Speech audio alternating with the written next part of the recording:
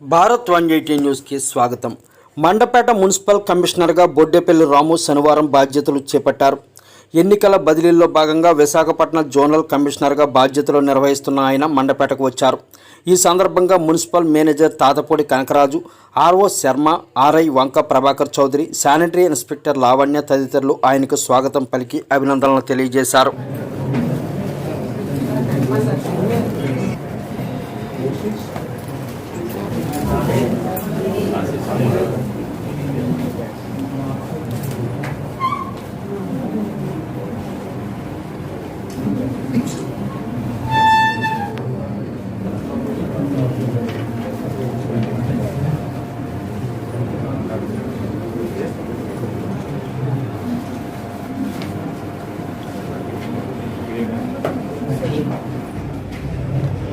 అందరికీ నమస్కారం.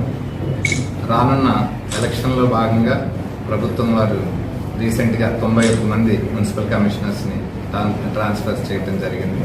అందులో భాగంగా నేను జీవీఎంసీలో గత 5 సంవత్సరాల నుంచి జోనల్ కమిషనర్గా అనకాపల్లి, మధురవాడ, భీమన్పట్నంలో పనిచేస్తూ ఇక్కడికి ట్రాన్స్ఫర్ మీద రావడం జరిగింది.